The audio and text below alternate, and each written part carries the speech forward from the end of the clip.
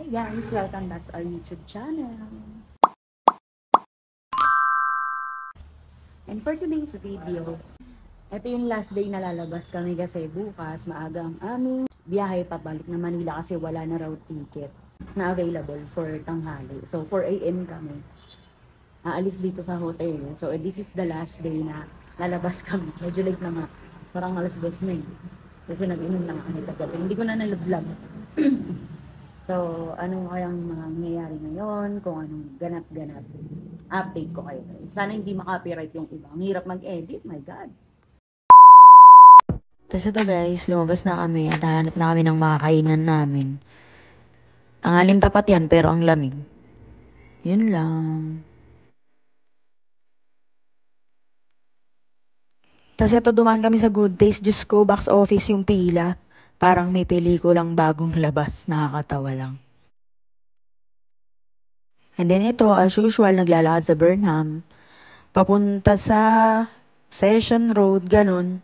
Lakad-lakad lang kasi puro lakad na lang. Malapit na lang din kasi yung hotel namin around Burnham. So, pwedeng lakarin talaga anytime gusto mong lumabas.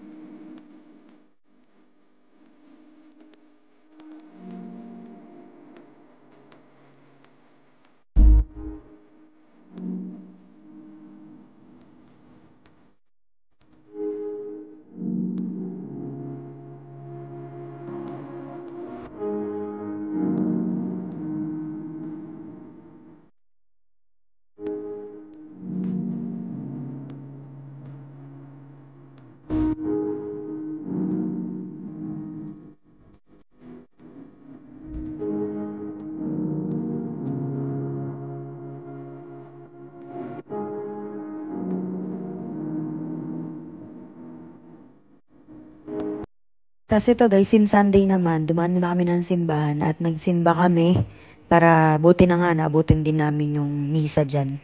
Kaya umakit na rin kami, nagpicture ng konti, tapos nagmisa kami.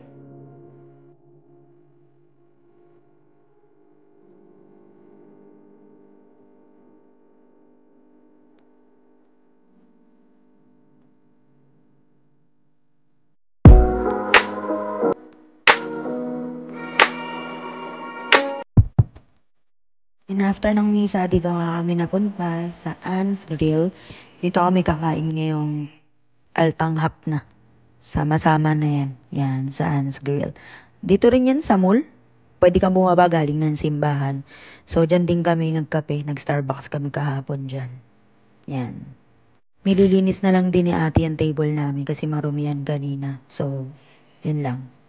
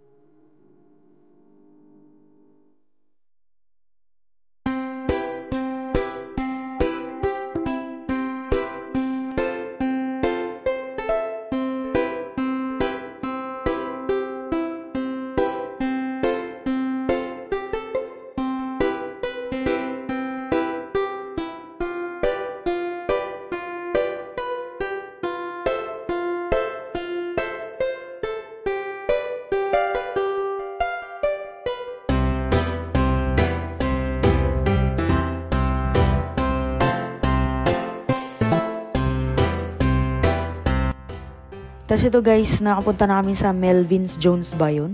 Diyan nakaparada yung mga pinarada mga flower nung umaga na hindi naman namin naabutan. So, thank God dahil dyan sila nakaparada. Ang gaganda guys.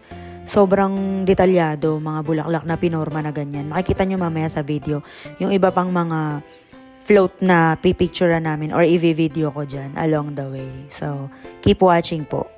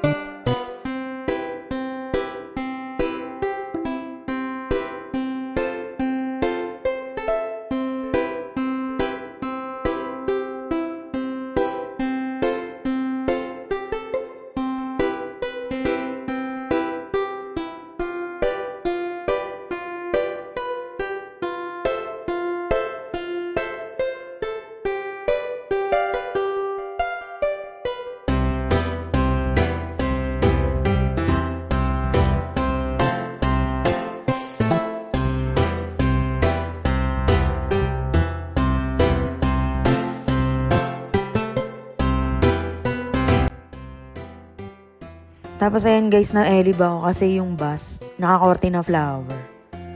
So sabi namin magpicture kami dyan. Ninintay lang namin yun magjowa na yun, tapos magpicture. Sobrang gagaling talaga, kakaelib.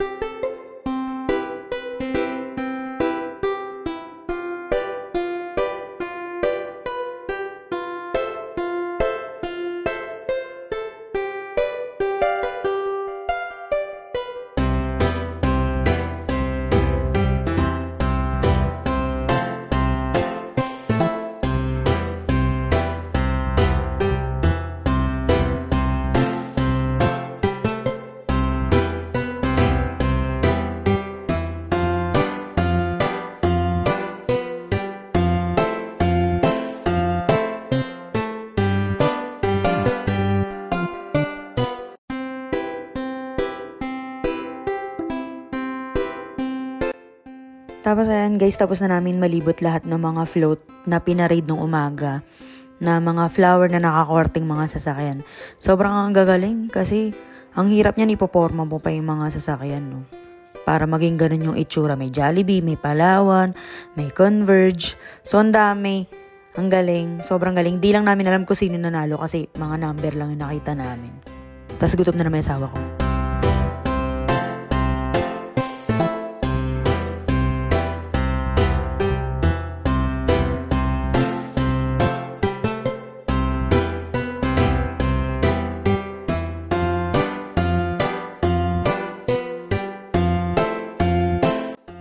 Tapos ito, papunta kami ng Burnham para hanapin namin si Kuya Nerio. Diyan sa tabi ng may mga nagbabangka. So, titignan namin kung nandiyan siya kasi hindi namin siya natagpuan ng mga nakaraang araw eh. Kaya ito, naglalakad-lakad lang kami. Papunta doon at binibidyo yung sarili namin kahit mukha kami ng tanga. Nakakatawa lang kasi pagod na kami pero lakad pa rin kami ng lakad. At sa wakas nga natagpuan na namin si Kuya Nerio. Nandyan lang pala siya, tinatawag niya pala kami kahapon, lumakad kami dyan. Iba na pala yung pwesto niya kaya hindi pala namin siya nakita nung nakaraan. Ayan, tas habang nakatambay kami, sumakto, daming gustong magpahen na tattoo. Dito lang sa Burnham Park. Kaya nag-video ako.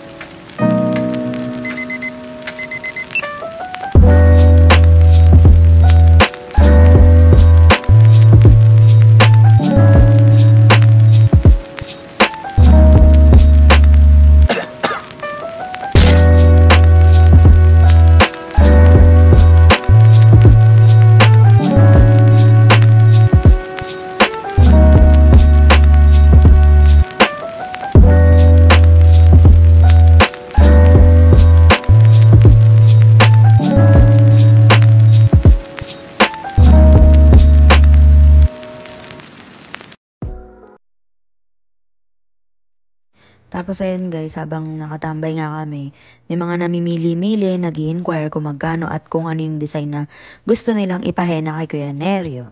Ayan. At ayan na nga, nakapili na si ate at yan yung kanyang napiling design. Si Kuya Nerio na yung bumanat dyan kasi tulungan pala silang mga henna artist dyan, tsaka tattoo artist na rin. Parang isang client sa'yo, tas sunod sa kanya, ganun, alternate. Tapos ito guys, pagkatapos namin tumambay kay Kuya Nerio, umuwi muna kami ng hotel at nagpunta kasi kami ng Genesis dyan. Pinarebook namin yung ticket namin ng 28. So confirm na additional 1 day pa kami rito. Nag-extend kami ng isang araw pa para tanghali kami aalis at bababa kami ng Avenida sa 20. And then ito na yung paglabas namin ulit ng hotel ng gabi. Ito na yung sobrang lamig na kaya ganyan na yung jacket ko pag lumalabas ulit kami. At ngayon nga, dumaan na naman kami sa night market at kung makikita nyo, wala nang masyadong tao. Siguro nag-uwian na rin unlike nung Friday at Saturday night.